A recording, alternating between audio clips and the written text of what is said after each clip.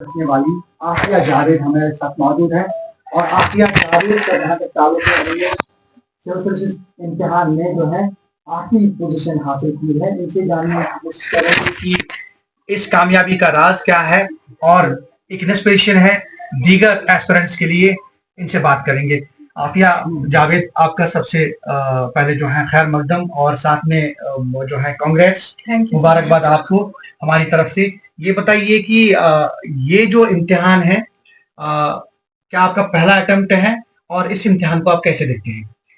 ये मेरा fourth attempt था and this was my fourth interview also. तो पिछले 3 अटेम्प्ट्स में I was failing the final list by single digits.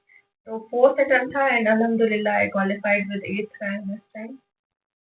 तो ये बताइए कि इससे पहले जो तैयारी की या आज जो तैयारी की आपने और माजी और आज के मुकाबले में क्या डिफरेंस रहा? फर्स्ट अटेम्प्ट में उतना अवेयरनेस नहीं थी। विद एवरी अटेम्प्ट आप सीखते हैं, अपनी गलतियों से सीखते हैं। तो I try to improve with every attempt. मुझे ये था कि जो मैंने पिछले अटेम्प्ट्स में गलतियाँ की हैं उनको मैं अगले अटेम्प्ट्स में सुधारूं। And this time I try to give my best. Civil services qualify करने के लिए, इम्तिहान क्वालिफाई करने के लिए एक बैकअप की ज़रूरत होती है या फिर ये कहिए कि एक सपोर्ट।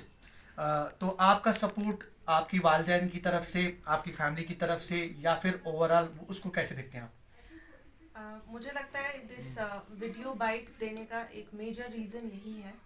बिकॉज मुझे ऐसा लगता है कि मोस्ट ऑफ द कैंडिडेट्स ऐसा बोलते हैं कि परसिवरेंस इम्पॉर्टेंट है, इंस्पिरेशन, मोटिवेशन इम्पॉर्टेंट है। बट मुझे लगता है कहीं ना कहीं इस सब के बीच में एक सपोर्ट सिस्टम का होना बहुत इम्पॉर्टेंट है। और अभी मेरी मैसेज उन कैंडिडेट्स के लिए नहीं है, मेरी मैसेज उन पेरेंट्स के लिए है जो इस टाइम, जो जिनके बच्चे इस टाइम इस एग्ज़ाम के लिए प्रिपेयर कर रहे हैं। तो मुझे आई अंडरस्टैंड एक इक्वल प्रेशर होता है ऑन द पेरेंट्स ऑल्सो। तो पेरेंट्स की बहुत बड़ी रिस्पॉन्सिबिलिटी होती है कि वो अपने बच्चों पे यकीन करें और उनकी जो सलाहियतें हैं, उनकी जो कैपेबिलिटीज़ हैं उनको जानें और उनको पुश करें कि वो अगर फेलियर होते भी हैं तो वो आगे और कोशिश करें और इंशाल्लाह ultimately success will be theirs. तो my message is for the parents only कि वो अपने बच्चों को फुल सपोर्ट दे for this examination. Because this is a very long journey, ये एक मैराथन की तरह है जिसमें एक सपोर्ट सिस्टम का होना इज़ वेरी इंपॉर्टेंट। आफिया, ये बताइए कि एस्पिरेंट की कमिटमेंट वो कहाँ देखते हैं आप? देखिए ये एक विशस साइकिल जैसा है। मतलब आपका जैसे इंटरव्यू रिजल्ट आता है तो विद इन अ मंथ आपका प्रीलिम्स होता है। तो you have to get up. आपको उस फेलियर को एक स्टेप की तरह देखना है टुवर्ड्स योर सक्सेस। आपको हर फेलियर के बाद अपनी खामियों को जानना है और नेक्स्ट स्टेप के लिए प्रिपेयर करना है। तो आई थिंक आपको एक फेलियर को एक सेटबैक की तरह नहीं, एक स्टेप टुवर्ड्स द सक्सेस देखना चाहिए। आप के जैसे एस्पिरेंट्स जो हैं इंस्पिरेशन बनते हैं और वाकई तौर पे जब बाकी बच्चियां देखती हैं, बाकी लड़कियां देखती हैं या लड़के देखते हैं जो क्वालिफाई करना चाहते हैं ये एग्ज़ाम, तो उनके लिए क्या मैसेज रहेगा और स्पेशली गर्ल्स के लिए? जी जी। गर्ल्स के लिए स्पेशली ऐसा होता है कि सोसाइटल प्रेशर बहुत ज़्यादा होता है। उसमें गर्ल्स जनरली कोलैप्स हो जाती हैं, they get to settle down, ऐसा नोशन है हमारी सोसाइटी में। बट आई थिंक करियर एक स्टेबिलिटी लाता है आपकी लाइफ में और आपको अपने करियर के लिए, अपनी कैपेबिलिटीज़ के लिए यू नीड टू स्ट्राइव। आपको स्ट्रगल करना चाहिए and that is worth it. Because अगर आप क्वालिफाई करते हैं, फॉर एग्जांपल मैं अगर इस एरिया में क्वालिफाई करती हूँ, I can be an inspiration. मैं बाकी लड़कियों के लिए एक इंस्पिरेशन बन सकती हूँ। अभी करंट स्टेटिस्टिक्स देखें हम जे एंड की तो 74% ऑफ द अनएम्प्लॉयमेंट गर्ल्स में पाई जाती है।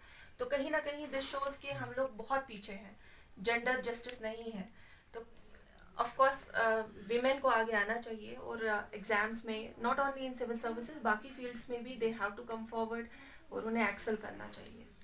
अच्छा, ये बताइए कि सिविल सर्विसेज चूंकि आपने ये इम्तिहान क्वालिफाई किया तो कुछ खास मोटिव है आपका, कुछ चेंज करना चाहती हैं आप for the betterment of the society या स्पेशली जो सोसाइटी के बगैर लोगों की बेहतरी के लिए? इस बार इंटरव्यू में एक बहुत इंटरेस्टिंग क्वेश्चन मुझसे पूछा गया पैनल में, that who is the master and who is the slave. Master कौन है और स्लेव कौन है एडमिनिस्ट्रेशन में। तो मैं उसका आंसर नहीं बता पाई, but the panel told me that master is the public. तो आपको कहीं ना कहीं पब्लिक को ही सर्व करना है and that should be your motive और that is my motive also.